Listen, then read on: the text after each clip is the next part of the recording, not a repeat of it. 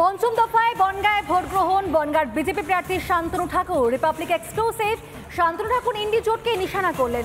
এই কেন্দ্রীয় জাহাজ প্রতিমন্ত্রী তিনি বাংলার দুর্নীতি প্রসঙ্গও কিন্তু তৃণমূলকে বেঁধলেন। কি বললেন তিনি শুনব। আগামী 20 তারিখ বনগাঁ লোকসভায় নির্বাচন, আর এবার বনগাঁ লোকসভায় বিজেপি প্রার্থী শান্তনু ঠাকুর। আমার সঙ্গে সরাসরি তিনি রয়েছে। শান্তনুদা, আর কয়েকটা দিনের অপেক্ষা।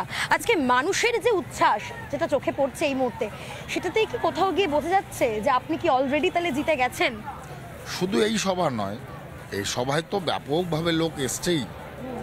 আমি যে ঘুরছি গত প্রায় 1.5-2 মাস ধরে, তো ঘরে ঘরে মানুষের যে জনজোয়ার, তারা বাইরে বেরিয়ে আসছে, বেরিয়ে এসে তারা অভ্যর্থনা জানাচ্ছে, তারা সম্ভাষণ জানাচ্ছেন, তারা ফুলমালা দিচ্ছেন এবং তাদের যে বডি ল্যাঙ্গুয়েজ সেটা সম্পূর্ণভাবে ভারতীয় জনতা পার্টির যে তারা পক্ষে আছে সেটা তারা ইঙ্গিত দিচ্ছেন।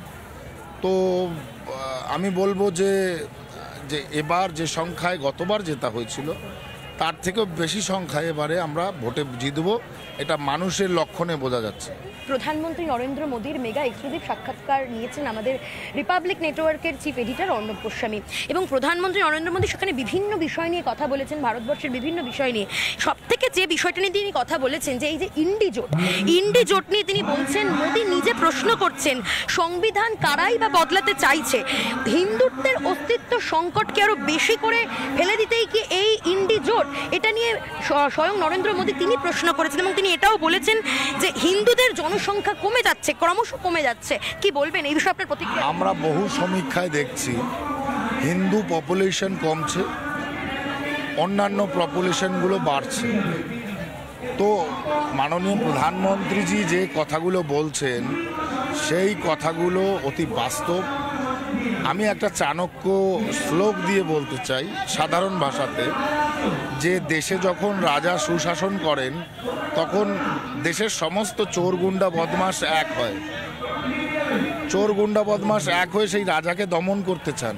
তো আমি দেখতে পাচ্ছি ইন্ডিয়া অ্যালায়েন্সেরও একই অবস্থা, যে দুনিয়ার যারা এতদিন যাবৎ চুরি করেছে, যারা জেল খেটেছে, তারা রাজনীতি করতে গিয়ে সেই মানুষগুলো এক হয়ে আজকে মাননীয় প্রধানমন্ত্রীজির পিছনে লেগেছেন, ভারতীয় জনতা পার্টির পিছনে লেগেছেন।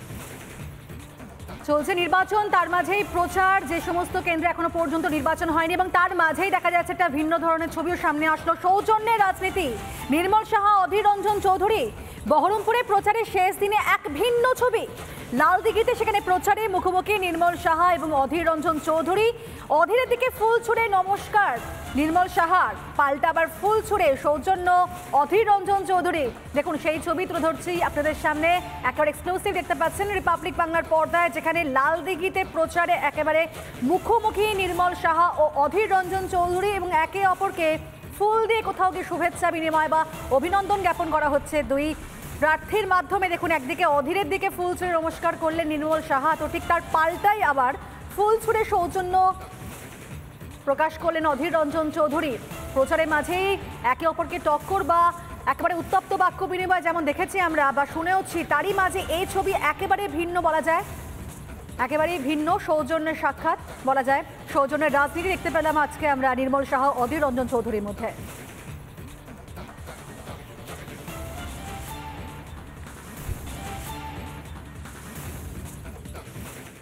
সংখ্যালঘুদের নিয়ে তাস খেলেনি। কংগ্রেসের বয়স হয়ে গেছে 138-39 বছর বয়স। কংগ্রেস জন্মের মুহূর্ত থেকে ভারতবর্ষের যে প্রাচীন সভ্যতার যে ঐতিহ্য সেটাকে রক্ষা করছে। বৈচিত্র্যের মধ্যে ঐক্য, নানা ভাষা, নানা মত, নানা ধর্ম এই দেশের মধ্যে রয়েছে। এই দেশের নাগরিকরা নানান ধর্মের মানুষ, নানান ভাষাভাষীর মানুষ, সকলের সমান অধিকার, সেটাকেই কংগ্রেস স্বীকার করে।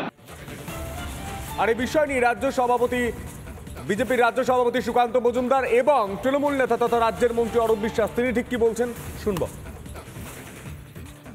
কংগ্রেস যে ধরনের প্রতিশ্রুতি দিচ্ছে যে আপনার পৈতৃক সম্পত্তি কংগ্রেস হিসাব নেবে এবং হিসাব নিয়ে সেই সম্পত্তি মুসলিমদের মধ্যে ভাগ করে দেবে, থাকা উচিত নয়। তার সাথে যে রিজার্ভেশন, SC ST দের কাছ থেকে 15% রিজার্ভেশন কেটে মুসলিমদেরকে ধর্মের ভিত্তিতে দেওয়া হবে। এই রাজ্যে কংগ্রেস নিয়ে বেশি কথা বলা উচিত না। এই রাজ্যে কংগ্রেস দিশাহারা। কংগ্রেস চায় মমতা বন্দ্যোপাধ্যায়ের বিরোধিতা করতে, কিন্তু কেন্দ্রে আবার মমতা বন্দ্যোপাধ্যায়ের সাথে হাত ধরে আই তবে সহচরী, হাতে হাতে ধরি ধরি নাচিব গিরি গিরি গাহিবি গান, এই চলছে। রিপাবলিক বাংলার editor in chief Arnab Goswami প্রধানমন্ত্রীর ইন্টারভিউ নিয়েছেন। প্রধানমন্ত্রী বলছেন কংগ্রেস জাতির বিরুদ্ধে ধর্মের কে সামনে রেখে ভোট করাতে চায়। আমি তো বারবারই বলছি প্রধানমন্ত্রী এটাই করছেন। ওনাকে উন্নয়নের কথা বলতে বলুন, 10 বছর ক্ষমতায় ছিলেন, কি করেছেন, মানুষের জন্য কি করেছেন।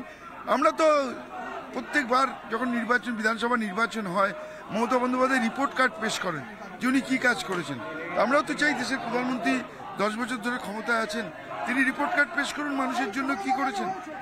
শুধু হিন্দু মুসলমান আর পাকিস্তান করে তো দুবার ভোট হয়েছে, তৃতীয়বার আর হবে না। নিয়ে তাস খেলেনি। কংগ্রেসের বয়স হয়ে গেছে 138-39 বছর বয়স। কংগ্রেস জন্মের মুহূর্ত থেকে ভারতবর্ষের যে প্রাচীন সভ্যতার যে ঐতিহ্য সেটাকে রক্ষা করছে। বৈচিত্র্যের মধ্যে ঐক্য, নানা ভাষা, নানা মত, নানা ধর্ম এই দেশের মধ্যে রয়েছে। এই দেশের নাগরিকরা নানান ধর্মের মানুষ, নানান ভাষাভাষীর মানুষ, সকলের সমান অধিকার, সেটাকেই কংগ্রেস স্বীকার করে। আর এই বিষয় নিয়ে বিজেপির রাজ্য সভাপতি সুকান্ত মজুমদার এবং তৃণমূল নেতা তথা রাজ্যের মন্ত্রী অরূপ বিশ্বাস তিনি ঠিক কি বলছেন শুনব। কংগ্রেস যে ধরনের প্রতিশ্রুতি দিচ্ছে যে আপনার পৈতৃক সম্পত্তি কংগ্রেস হিসাব নেবে এবং হিসাব নিয়ে সেই সম্পত্তি মুসলিমদের মধ্যে ভাগ করে দেবে, এটা থাকা উচিত নয়।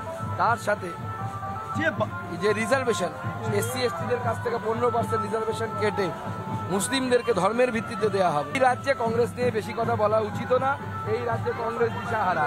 কংগ্রেস চায় মমতা বন্দ্যোপাধ্যায়ের বিরোধিতা করতে, কিন্তু কেন্দ্রে আবার মমতা বন্দ্যোপাধ্যায়ের সাথে হাত ধরে আই তবে সহচরী, হাতে হাতে ধরি ধরি নাচিব গিরি গিরি গাহিবি গান, এই চলছে।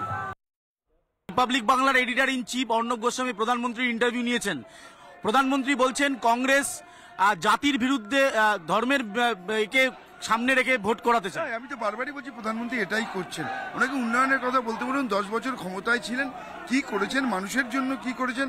আমরা তো প্রত্যেকবার যখন বিধানসভা নির্বাচন হয়, মমতা বন্দ্যোপাধ্যায় রিপোর্ট কার্ড পেশ করেন যে উনি কি কাজ করেছেন।